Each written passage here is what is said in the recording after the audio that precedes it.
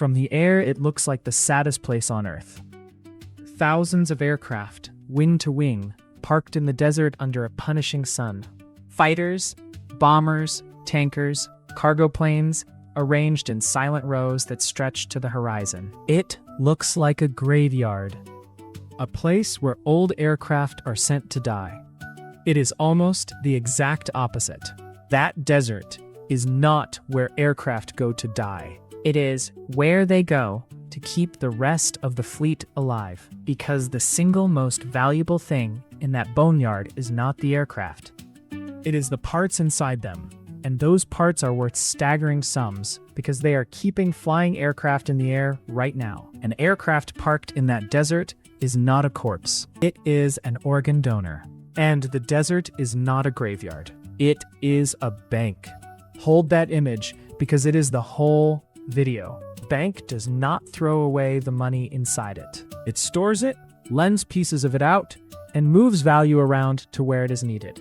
That is precisely what a boneyard does with aircraft parks. And once you see it that way, the rows of silent aircraft stop looking like an ending and start looking like a vault. Here is the fact that reframes everything. A single retired aircraft, stripped for its usable components, can be worth more in parts than it ever was as a flying machine, because the fleet still flying needs those exact components, and in some cases, nobody makes them anymore. So what looks like a field of dead metal is actually one of the most quietly valuable inventories in the entire aviation world. Let me open the ledger, because once you see the boneyard as a bank instead of a graveyard, everything about it makes sense. The location, the way the aircraft are sorted, the reason a country will not sell it, all of it follows from one idea. Those aircraft are not waste. They are inventory, and some of the most valuable inventory in aviation.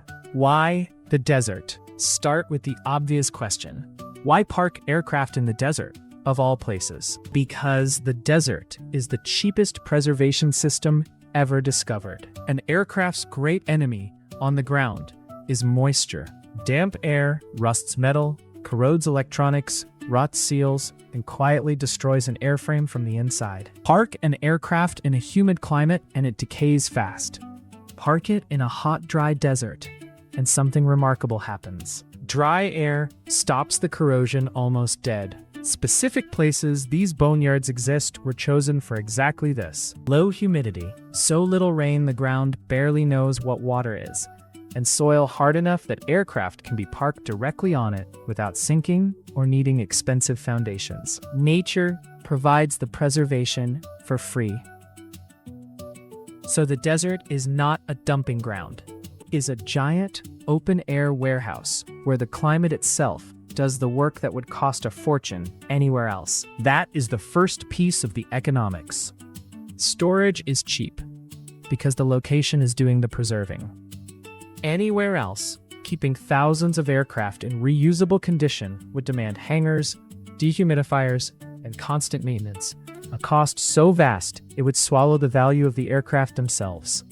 The desert removes almost all of it. The single biggest expense of long-term storage, fighting the environment, is handed to you for free by choosing the right patch of dry ground. That is why these fields exist where they do, and nowhere else. And what is being stored is worth far more than it looks.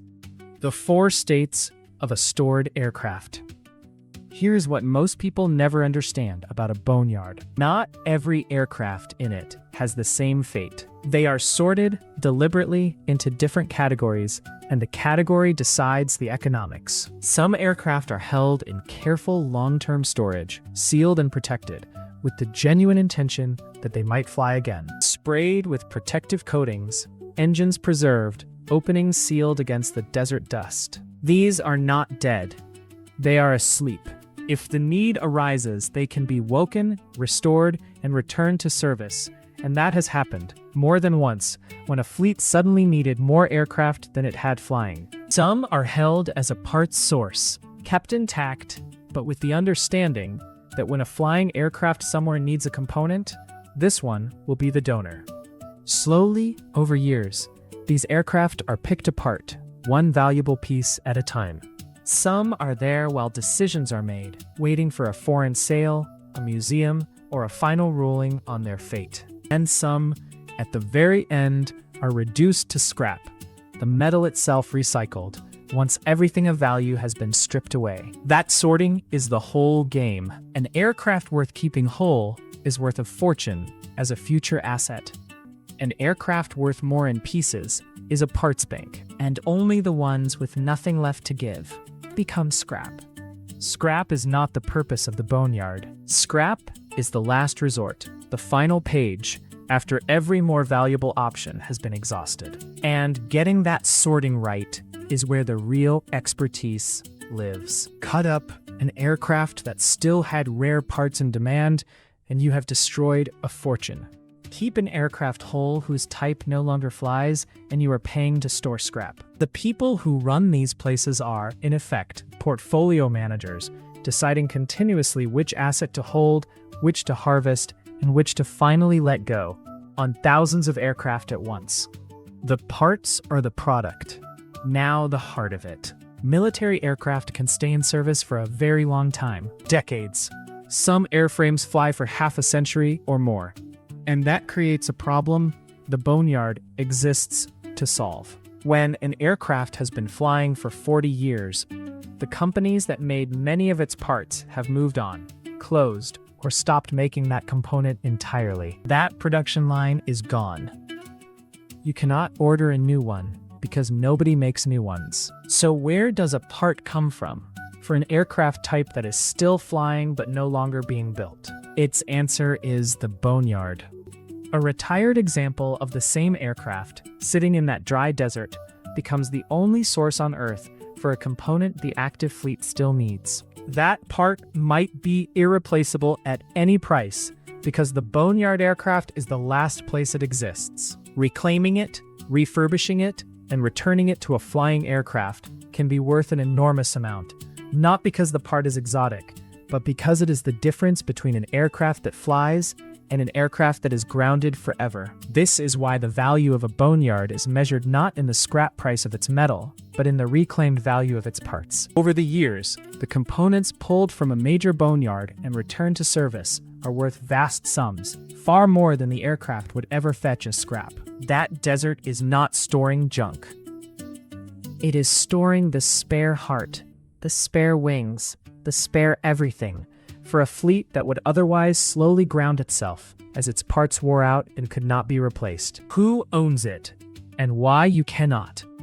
So, could you own one? Large military boneyards are owned by the state on military land run by the armed forces for exactly the reason the tank factory and the dry dock are not for sale. They are strategic capability.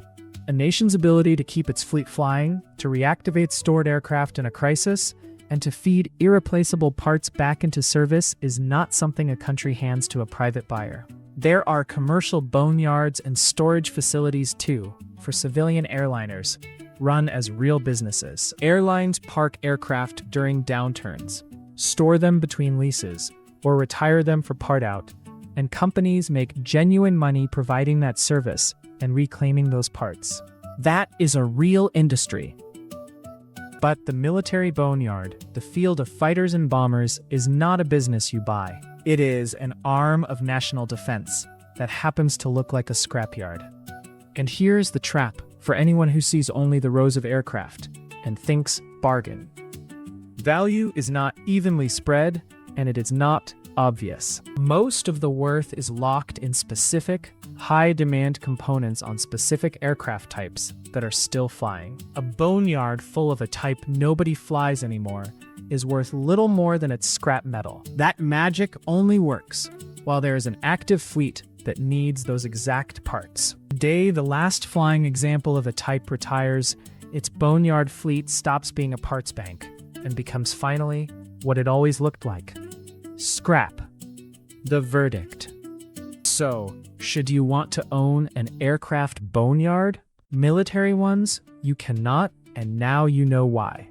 They are not graveyards to be bought and cleared. They are strategic inventories, national parts banks, and aircraft reserves held by the state because the ability to keep a fleet flying and to bring stored aircraft back is too valuable to sell. A commercial version, The civilian storage and part-out business is real and can be profitable, but it is a genuine operation, matching parked aircraft, reclaimed parts, and paying customers, in a market that rises and falls with the fortunes of the airlines. It is not passive. It is inventory management in the desert, and the skill is knowing which aircraft is worth keeping whole, which is worth more in pieces, and exactly when to make the call. Here is the good year.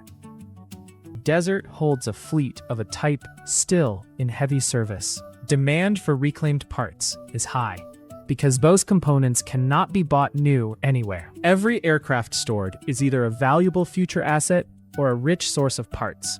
The reactivation line is busy, and the Boneyard is quietly one of the most valuable pieces of aviation infrastructure in the country. In that year, the desert earns its keep many times over. A single reclaimed component can put a grounded aircraft back in the air for a fraction of what a new part would cost, if a new part could even be found. And multiply that across a busy year, and the numbers are extraordinary. And here is the bad year. Types in storage retire from active service one by one. As the last flying examples go, the parts demand for them evaporates, and row after row of carefully preserved aircraft slide from priceless parts bank down to mere scrap value. That desert, once a bank, becomes at last the graveyard it always resembled. Same desert, same aircraft. What changed is whether anything up there still flies. Everyone who flies over that desert sees the same thing. Field of the dead. Thousands of aircraft abandoned under the sun, waiting for the scrapyard. They are looking at it exactly backwards. That desert is not the end of those aircraft. For the fleet still flying, it is a lifeline. Every part reclaimed from a parked bomber is a flying aircraft that stays in the air a little longer. Every preserved airframe is a machine that can be woken if the day comes. A boneyard is not where aviation goes to die. It is the reason the rest of it stays alive. You are not looking at a graveyard. You are looking at a blood bank with wings, and every silent aircraft up there is waiting, patiently, to give a piece of itself to keep another one flying.